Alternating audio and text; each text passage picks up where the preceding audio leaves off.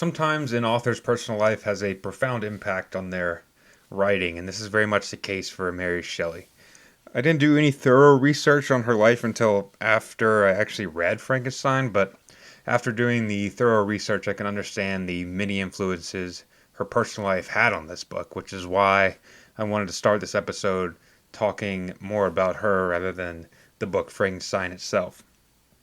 So she was born in the 1790s, I don't remember the exact year, to Mary Wollstonecraft, who was an author at the time and a very primary women's rights activist. And she died shortly after giving birth to Mary Shelley. I think a couple days. More on that later, but at age 16, she met Percy Shelley and they moved off together because her parents or her dad did not want her marrying an older man who had been married before. But if you're a literary enthusiast, and you will have heard Percy Shelley, he was a pretty well-known romantic author at the time, and he wrote. If you haven't heard him, look up the poem Ozymandias by him. It's one of like the most famous poems ever. It's awesome. He was awesome. He was a romantic author, but they got married, and she shortly after getting married, at age 16, she gave birth to a child that died shortly after. So you can kind of imagine her trauma already. Apparently, she felt guilty her whole life that her mom died after giving birth to her. She has a child of her own that dies. Somewhat of a traumatic upbringing, I would say. But she and her husband at the time, Percy Shelley, went on this trip to Geneva to meet up with Lord Byron, who, even if you're not a literary enthusiast, you've probably heard of him. Huge deal, a total titan of literature, famous poet. You can look up his stuff, Byron. But they had a trip planned to go to Geneva and hang out together, but there's some big volcano that erupted at the time. Big famous happening, and it was pretty much dark all summer, and the air quality was bad, so the volcano essentially forced them to be inside, where they spent time cloistered up together, hanging out, doing author stuff together. And Lord Byron issued a challenge to all of them to write the best scary story, or maybe his ghost story, but the exact details elude me. But it was from this competition that Frankenstein was written. And keep in mind, she was 18 years old at the time. It was in 1818, so 200 years ago. Very impressive, but it was out of that competition, friendly competition, that she wrote Frankenstein. And the story itself starts with this ship captain named Robert Walton. And he's on this ship, which is somewhere in England, somewhere around London, and it's bound for the North Pole. And we gather that Robert Walton, is a man of high ambitions, lofty dreams. He's an explorer. He's all about exploring and discovering scientific discoveries. And it's his undying ambition that led him to this journey for the North Pole. I wrote down a quote from a letter he wrote to his sister in the plot to give you an idea of who this man is. He writes, I feel a cold northern breeze play upon my cheeks, which braces my nerves and fills me with delight. Do you understand this feeling? This breeze, which has traveled from the regions towards which I am advancing, gives me a foretaste of those icy climes. Inspirited by this wind of promise, my daydreams become more fervent and vivid. I try in vain to be persuaded that the pole is the seat of frost and desolation. It ever presents itself to my imagination as a region of beauty and delight. There, Margaret, the sun is forever visible, its broad disk just skirting the horizon and diffusing a perpetual splendor. We may be wafted to a land surpassing in wonders and in beauty every region hitherto discovered on the habitable globe. Its productions and features may be without example, as the phenomena of the heavenly bodies undoubtedly are in those undiscovered solitudes. What may not be expected in a country of eternal light? And just reading this out loud, I realize what awesome prose it is. And you see this throughout the book, that Mary Shelley uses the dialogue or the letters written between characters as kind of a chance to show off her skill in prose. 18 years old, it's fascinating. But Walton himself, he's engrossed by this idea of the North Pole. He kind of heaped together a ship of ragtag guys who he thought exhibited half the ambition that he did. And he's going to the North Pole to find whatever scientific discoveries may await him there, to study the stars and stuff like that. And I think he's supposed to be a caricature of the imprudent nature of scientific ambition and monomaniacal obsessions. And like most people, like Robert Walton, who live in this constant state of ambition or obsession or whatever you want to call it, he lacks friends. In another letter to his sister, he laments not having made any strong friendships during his life, and he attributes that to he can never meet someone who is as ambitious as he is. So he's on the ship. He writes his sister every couple of days. The ship departs, and almost immediately it gets stuck in these vast ice sheets, so the ship can't move. And they look out for any sign of anything, and they see this man in near-death status on this dog sled or whatever they're called. And he rolls up to the ship, and they rescue him. They pull him up, they nurse him back to health, and he introduces himself as Victor Frankenstein. So that's where you get the name Frankenstein from. It's not actually the name of the monster. Sorry, spoiler alert, that he creates, but it's the name of the doctor himself, Victor Frankenstein. And as soon as Victor Frankenstein is nursed back to health, he begins retelling his life story to Robert Walton. And then we kind of see a kind of change where Walton becomes not so much the protagonist, but he's just a conduit through which we hear the story of Victor Frankenstein's life. And Victor Frankenstein tells him that he's always been into science his whole life. From a little kid, he was super into science, but he was into the underworld of science, if you will. He read alchemy and galvanism. He name drops Cornelius Agrippa, Albertus Magnus, who were, in his words, the lords of his imagination. And so we see that even from a kid, he had that seed ingrained in him. And this brings me back to last week's episode of Gilles de Rais. I didn't talk about this there, but Gilles de Rais was this horrible, evil tyrant, and he recalls his childhood reading about Caligula, who is this horrible, corrupt Roman emperor, and he says that those images kind of festered around in his mind and bloomed into something later in life, and that's kind of what we're seeing here with Frankenstein talking about these galvanists and alchemists, and that seed was just ingrained in him as a kid. He says, I read and studied the wild fancies of these writers with delight. They appeared to me treasures known to few beyond myself. I have described myself as always having been imbued with a fervent longing to penetrate the secrets of nature. So that's the second time already we've seen that word fervent, which is like a big word and very much relates to the rest of the story. But I think it was a little literary thing that Mary Shelley did here, that she's trying to hint us to connect the two characters, Frankenstein and Walton, that they're similar. They have this fervent passion, which is probably why Victor Frankenstein chose Walton to be the one to tell his entire life story to. But after his childhood, Frankenstein says that he goes to college, I forget where, unimportant. He goes to school, and he goes and meets with his teachers, and one teacher laments his self-studies with Agrippa and Magnus. He says, that's a waste of time. I'm going to encourage you on a new path to study natural philosophy, quote, real science.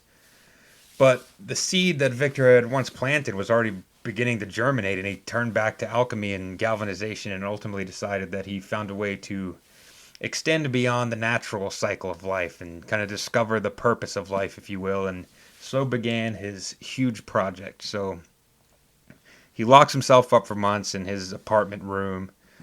He decides to create some type of amalgamation of a human body and bring it to life, also known as galvanization. So he does grave digging to get these body parts. And again, we see this monomaniacal obsessions that took hold of him. He cuts off contact with everybody. He doesn't leave his room except to find these body parts. And his original goal was to make the monster, is what he calls him. He wants to make the monster beautiful. He's supposed to be tall, broad shoulders with slicked back hair. And eventually, of course, he finishes his project, brings it to life, and what he created was far worse, or at least far uglier than what he intended. He says, how can I describe my emotions at this catastrophe, or how delineate the wretch whom with such infinite pains and care I had endeavored to form? His limbs were in proportion, and I had selected his features as beautiful. Beautiful, great God! His yellow skin scarcely covered the work of muscles and arteries beneath. His hair was of a lustrous black and flowing, his teeth of a pearly whiteness. But these luxuries only formed a more horrid contrast with his watery eyes, that seemed almost of the same color as the dun white sockets in which they were set, his shriveled complexion, and straight black lips. So not exactly beautiful, but something half real and half alien. And there's something about these half real, half alien beings that I think frighten us humans the most. We cannot distance ourselves from the reality of their being enough to totally alienate them. We almost empathize or sympathize with them. And as a prelude to reading all these Gothic fiction books, or as a primer, I should say, as a primer to reading all these books, I got this book of essays basically by this guy named Mark Fisher. It's called The Weird and the Eerie, and he talks about what exactly does it mean to be eerie? What does it mean to be weird? What is it that makes our skin crawl in the most fundamental sense? And there's a little passage from the introduction of that book which I went back and read, and it relates very much to Frankenstein. So he says, Mark Fisher says, the eerie concerns the most fundamental metaphysical questions one could pose, questions to do with existence and non-existence. Why is there something here when there should be nothing? The unseeing eyes of the dead, the bewildered eyes of the amnesiac, these provoke a sense of the eerie just as surely as an abandoned village or a stone circle will do. So surely this is the same metaphysical predicament that the monster that Frankenstein made is. He's here, he's tangible, he's real, he's alive, sort of. It kind of depends on your definition of alive, but by all means he should not be here by any laws of nature. So he resembles a human just enough for us to recognize him as that, but he's like 9 feet tall. He's got these watery eyes and shriveled complexion, which are features that are alienated from our consciousness, and so we kind of half alienate him as well. Eerie indeed, and that's where you see the Gothic part of this Gothic book coming in. And it's this horrible, ugly, wretched aesthetic that kind of wakes Victor Frankenstein up from his obsessive stupor. And he's appalled by his creation, and he sees the monster and he flees the college entirely and returns home. Turns out, when he gets home, his youngest brother has been killed, and while he was searching the crime scene, he sees the monster that he created in his hometown, which is like hundreds of miles away. And he deduces that the monster killed his brother. But unfortunately, there's a girl who was adopted by his family who is accused, tried, and ultimately executed for killing Frankenstein's little brother. And that's where things get kind of real, because Victor knows it wasn't her from the beginning because he saw the monster at the gravesite, but he can't admit that he created this monster to the world, so he's kind of stuck between a rock and a hard place. So this is the point where things are kind of falling apart. Frankenstein's feeling the guilt of his creation, and we're seeing the fruits of this heedless pseudo-scientific ambition kind of coming to fruition here. And I don't want to trace every plot point or every crime committed by the monster that Frankenstein created, but let's just say that the monster is not exactly an angel of morality. And there's a scene which stuck out to me as the pivotal point, not only of the plot, but also of the central themes that are coming up. So Victor and the monster have a conversation wherein the monster admits his guilt to killing and other crimes that I'm not going to give away too much about. But also it gives the monster an opportunity to explain himself. So if you imagine you are this creation, you're made, well, first you don't exist. You never have existed. You're some creation, some new conscious. You wake up and the first thing you see is your creator, wide-eyed and scared, and he immediately abandons you and runs as far away as he can. You go out in the world and you're this ugly creation, 8 feet tall, thin black lips. Obviously, no one, especially in the 1800s when superstition was more of a thing than it is now, is going to want to befriend you. So right from the get-go, he's lonely, he has no companion, he has no purpose in life, and he's completely ostracized by all of society. And he has a quote where he says, many times, talking about the monster said this, many times I considered Satan as the fitter emblem of my condition, for often, like him, when I viewed the bliss of my protectors, the bitter gall of envy rose within me. Satan has his companions, fellow devils, to admire and encourage him, but I am solitary and abhorred. So right from the get-go, he's lonely. He sees everyone else around him being merry and happy with each other, and he has no one to share these emotions with. So you can imagine how that's going to go. And he also says, there was none among the myriad of men who existed who would pity or assist me. And should I feel kindness toward my enemies? No, From that moment I declared everlasting war against the species, and, more than all, against him who had formed me, and sent me forth to this unsupportable misery. So we can deduce that there's a good chance that the monster is, or at least there's a possibility that he could have been inherently good.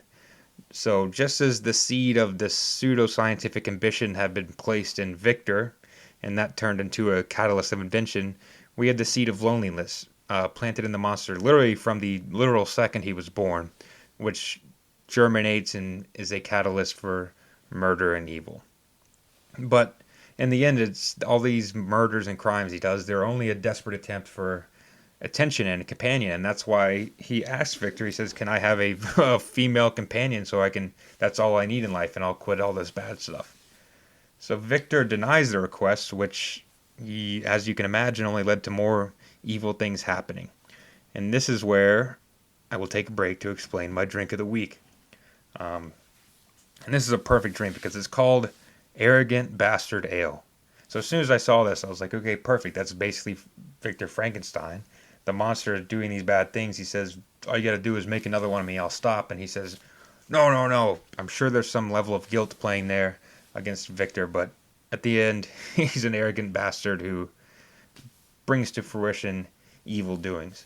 And on the other side of the can of this beer, there's this sick image of this devil kind of demon goblin looking thing. I'm going to put it on the Instagram at Books and Booze, or sorry, at Books Plus Booze, and you can see the picture there. But it was just perfect. Half the can is just says Arrogant Bastard Ale.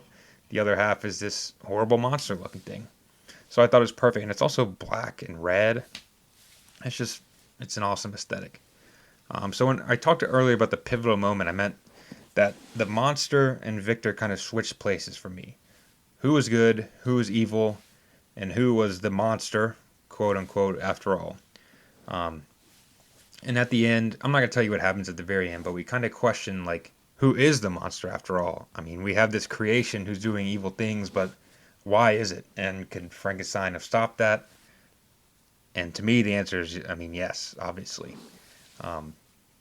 My takeaways are that we have this recurring theme in both these books I've read so far for this month of these embedded images or ideas from youth that you read or you see or you hear about when you're young, and they stick with you forever. And I think all of us have something like that within us. Of course, they're not all bad, of course, but it's like I liked fish when I was a little kid, and then I wanted to become a marine biologist, and still to this day, I'm fascinated by all these nautical paintings, Moby Dick, the lighthouse. It's just that seed that got planted in me when I was young. And another theme is these obsessions that can often be unfruitful at the very least, and other times bad. And one of the things that happens at the end is Frankenstein says, "I see some of myself in you, Robert Walton, that you're obsessed. You have these obsession tendencies, and it's better to kind of mellow out a little bit, diversify your portfolio, and don't end up like me creating this monster, whether it's physical or metaphysical." And the last theme, of course, being a companionship, which is important. If we go back to earlier, I was talking about Mary Shelley.